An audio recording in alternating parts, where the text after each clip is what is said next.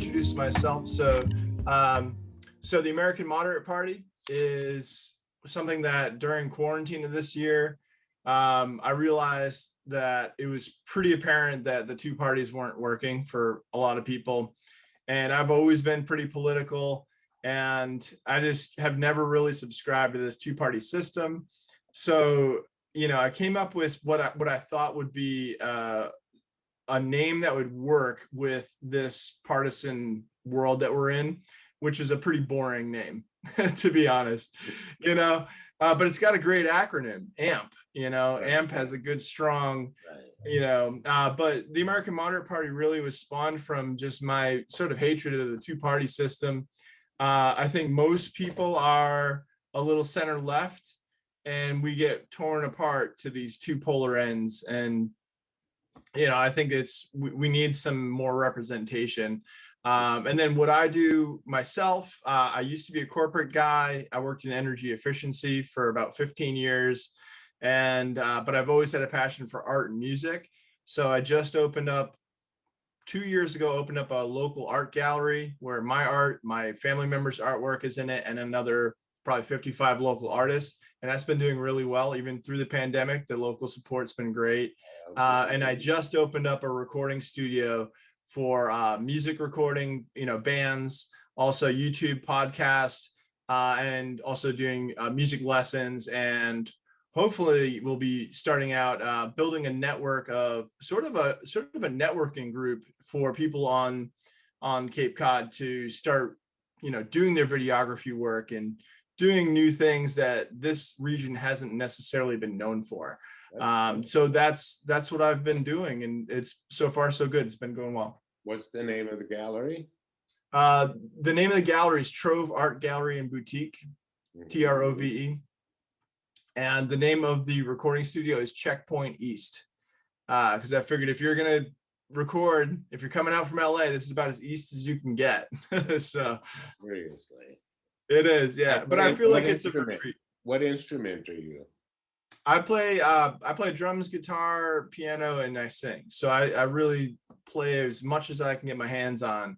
And I teach guitar and piano, but I really excel more at the guitar and singing than anything. And I've just always had a passion for music. And I'm more of a 90s kid as far as my musical passion. It's been mostly, hip hop to a lot of alternative rock. And then a lot of my passion also comes from the 60s and 70s. So it's a mix. My parents, what they listen to, I listened to the Kinks religiously as a kid. and you learn the history of these bands, Led Zeppelin and the Beatles, and then you grow up and I kind of came of age with Nirvana and, the Pixies and a lot of really cool alternative rock in the 90s that really drove, and Beck was one of my all-time favorites before he got famous. And then Tribe Called Quest, De La Soul, Jungle Brothers, the good hip hop. We are so from different centuries. No, it's all good. So that's where I just have a pretty eclectic musical taste. And then when I came to, start playing music myself, it sort of followed that track. So yeah, that's a lot about me though. But the reality was the name of the song is Won't Be Silent, right? We were entering the most contentious election cycle in the history of this company and country. And I said, what better way to say I won't be silent than by voting? So I hooked up with 2 voting rights organizations in Washington, D.C., and I did all these public service announcements, and I used the different versions of the song depending on who we were skewing to. So at least I felt like I was able to, like my uncle's song was being used to help take down fucking Trump. Yes, yes, sir. Yes, sir.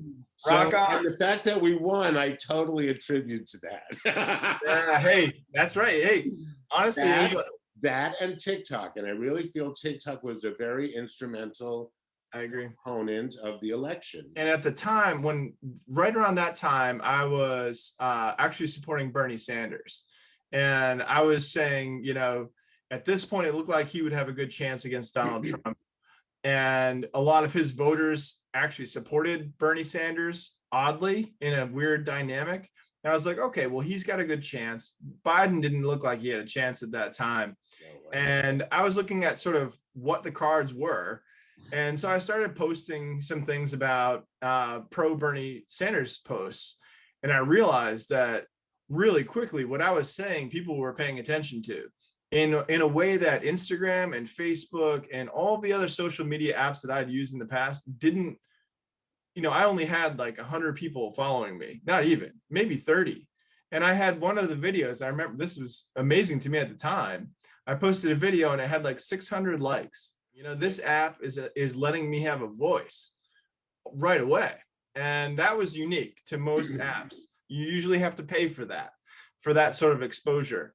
And then I posted some more things. And then eventually I was really only posting about political things. And I think you have to do something that you care about. You can't fake it, right? You got to do something. And so for me, it came natural because it was something I already really cared about.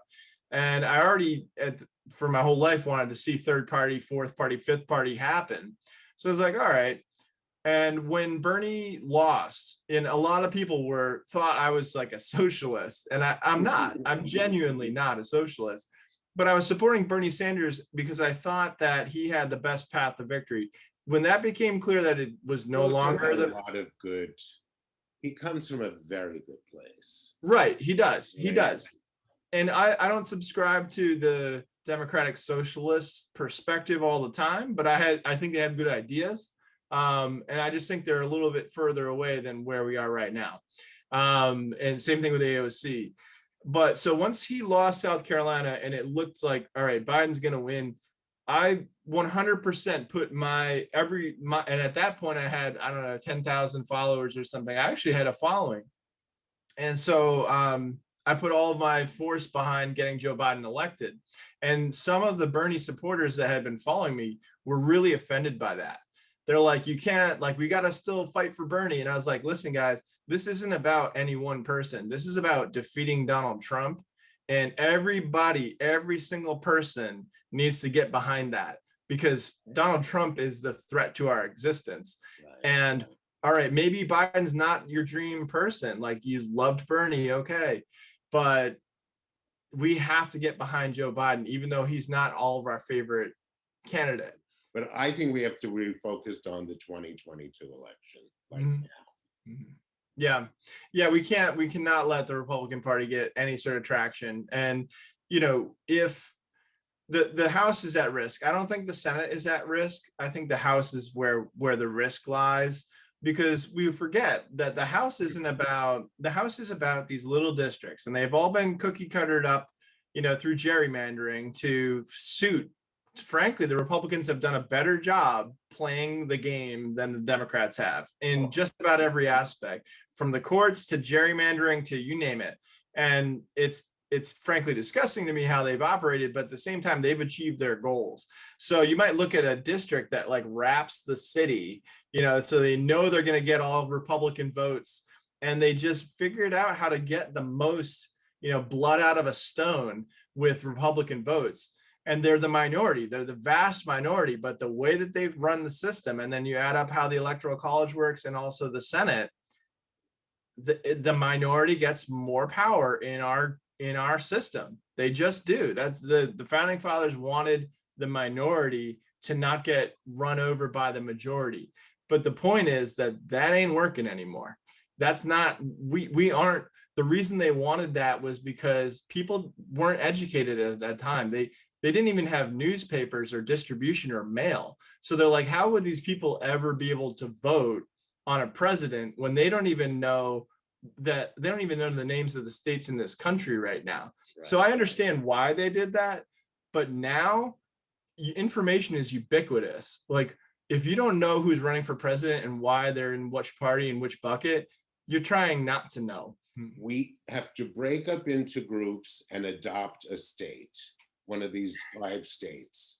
And we have to put all of our crazy thinking of intense and cut down and so that what Stacey Abrams did in Georgia be the model that we kind of see about, because there's a couple of very interesting possibilities Texas. already. Texas. Oh, if we get Texas, it's game over. So well, Texas is interesting. Ohio is interesting. Hillary Clinton wants Tim Ryan to run, and he's awesome. He was when he was running for president, and now there's a fight in the Republican Party for who's running that. Jim Jordan backed out because he knew he wasn't going to win. Jim Jordan is a horrible human being. He's like such a. I hate him. Uh, In New England, we have a lot of snow in the wintertime usually.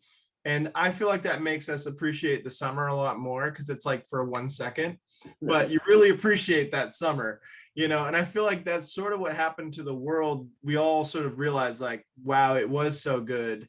The whole world has experienced this. And if there's anything good out of that, I agree that everyone's had this existential, you know, realization, like life is short and we had it pretty darn good.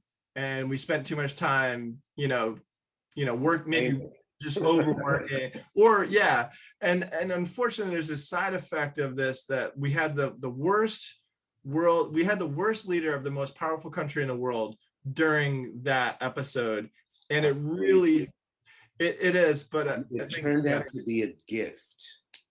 I think you're right. I think you're right. To the families who anyone's watching now and you've lost a family member, it is to no disrespect for that. Right. But life is who survives these kind of challenges. And we have to pick up our bootstraps and keep going. And let's look at how we can do good for the world and not be as focused on getting the next Ferrari, but maybe how we're going to do good for our neighbors. And I think this has been a real eye-opening year for a lot of people. And it's been a hard year. Millions of people. And around the world. And you as an artist, you have an opportunity to what you're doing for your community, to give people, to remind them that use this as a creative outlet, connect with your artistic self. That's like, you know, because which boils down to what my uncle was doing in the most horrifying of places. Like, you're right on. Yeah. How do we revisit what every day is all about? You know, a lot of people have, and you're right about the art too. And I was fortunate. The reason why my business, especially the art gallery, has done better than I had anticipated is because for me, luckily and thankfully, and also it was very genuine, that my whole premise of starting this business was to support local art. You know, I wasn't going to go to a trade show and buy a bunch of inexpensive art and sell it for 3 or 4 times as much. You know, it's all local art. And so when this happened and then people like, you need to support local, I was like, and everyone was like, yeah, this place was already about that, you know, already. And so that was good. And then from a personal development standpoint, let's say, people have been really interested in learning new instruments and creating new music. So, you know, that's also been good, that people want to come and they want to record, they want to start a podcast, they want to learn how to play guitar. I'm teaching a bunch of people to play guitar. And that is people enriching themselves. And they may have been too busy working prior, you know, and prior, when I was in my corporate gig prior to this, you know, I was working 70, 80 hours a week. I was flying. I was in New York, DC every day. Like, I was always traveling, and I unplugged that salary too. I took a big hit, you know, financially to do what I do now. And I couldn't have been happier before the pandemic. And then the pandemic hit, and I realized, you know what, my community's got me. My community wants me to stay. My community wants me to be successful. And I want that. And every time somebody buys something in my shop, it benefits a local artist and a brick and mortar. Awesome. All right. All right, great. Well, this was great. And thanks for having me on. I'll see you in, you know, the virtual reality that we live in now. Absolutely. I love it, man. Well, thanks so much, Abe. And we'll definitely. Great.